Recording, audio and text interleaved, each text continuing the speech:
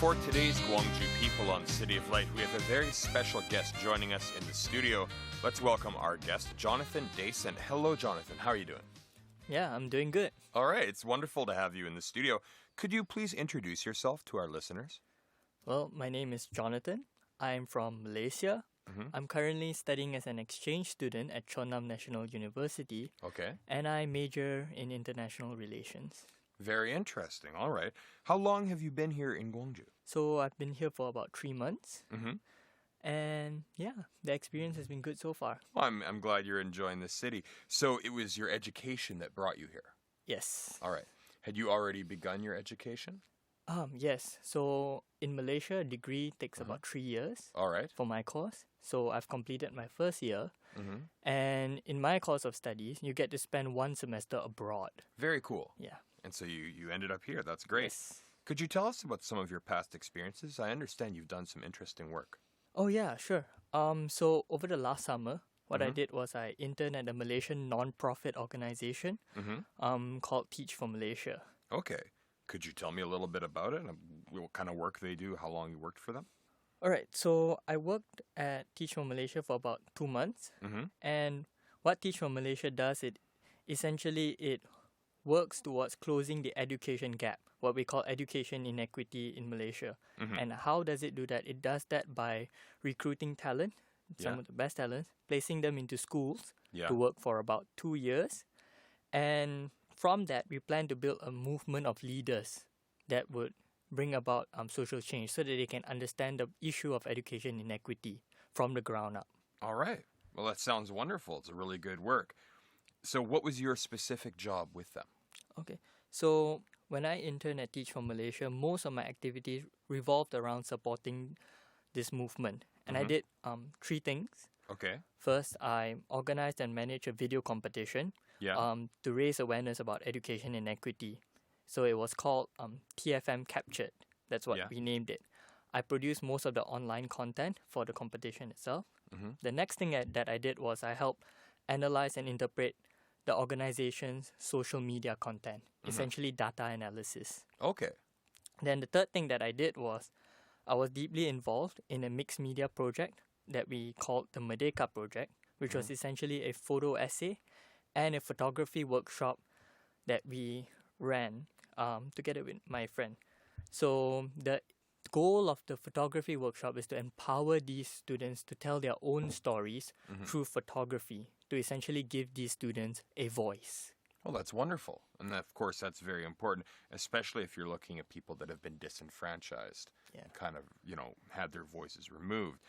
So what kind of things did you learn from them?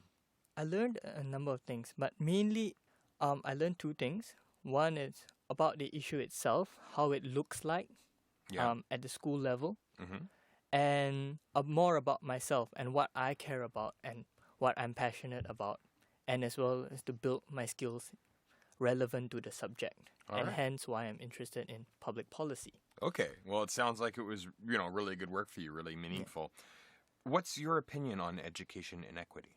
Education inequity is a serious issue, right? Because you cannot control the birth lottery. Right. Right. Yeah. And if someone were to be born, perhaps in a not so favorable socio-economic situation, that will really affect the life chances of these people, especially when it comes to opportunity. Right. So for me, it's a bit more personal because I have been a beneficiary of an equitable education, right? An education that exposed me to different things so that I can learn not only about myself and my capabilities, and I can move forward from there. But not everyone is the same. Of course. And this is true especially for my friends. So what essentially it is that it's a form of choice. Yeah. Right? If a student can get a choice, then it will be a lot better. In fact, there is a student vision that I just sort of summarize what it is. Yeah. Is that if a student can say that I know what I've learned so far and where I am now, I know what I want to learn, and I'm aware of how much I need to progress.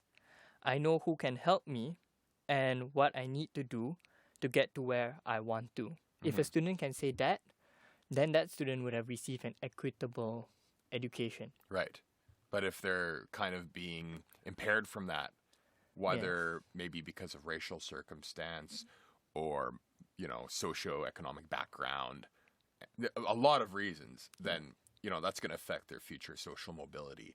Exactly. And they're not going to be able to get that kind of education. Yes. All right.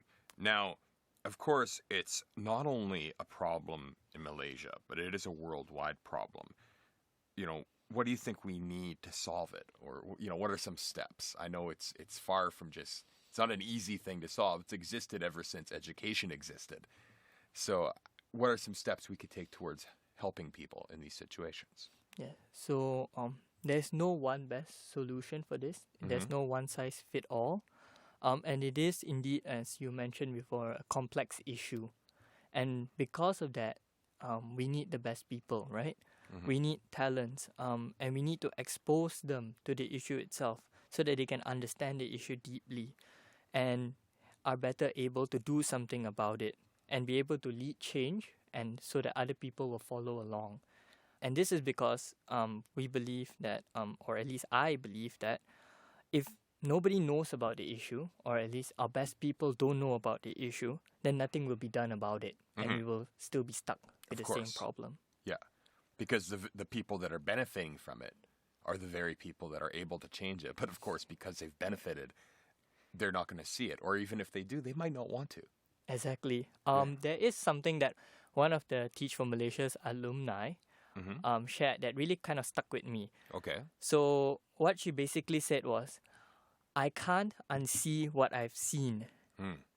And it's because of that, I'm motivated to do what I do. I understand. I can kind of relate to that. Yeah. When I was in Canada, I worked with kids that were in the foster care of the government. Yeah. And I really appreciated my own luck in the birth lottery at that point. Now, I know you've only been going to university here a short time, but what are your impressions of the Korean education system? Well, based on my very limited experience here so far, I found it quite good in a relative terms. Korean students are very hardworking. They're quite studious. Though I feel that Korean students would benefit from a more diverse form of education, being exposed to different languages, different cultures, different view on things. But overall, I would say my professors have been really good. I've learned a lot from them. Yeah. And yeah. Okay, well, that's great. Are there any big differences between education in Korea and Malaysia? Well, both of our systems are a bit leaning towards the exam-orientated style of learning. Okay.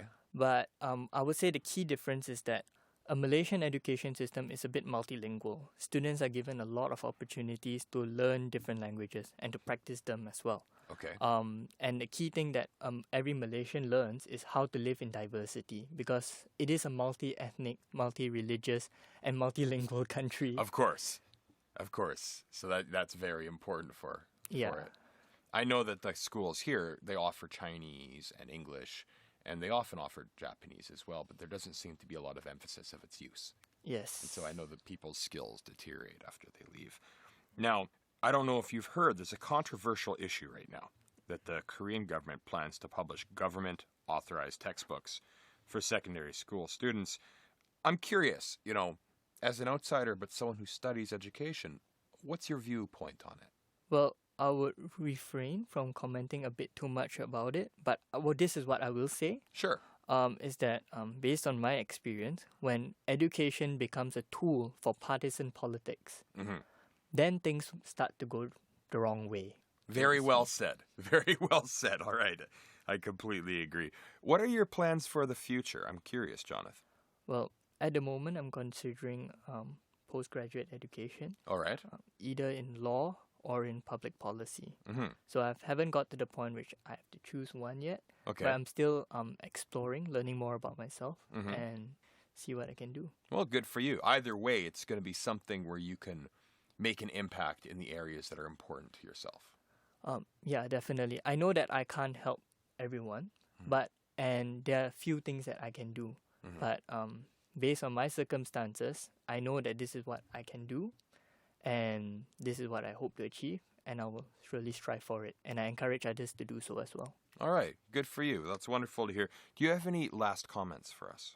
Thank you for inviting me here. I really appreciate it. Oh, well, we are very happy to have you. It was very interesting to speak to you, Jonathan. Thank you so much. Thank you.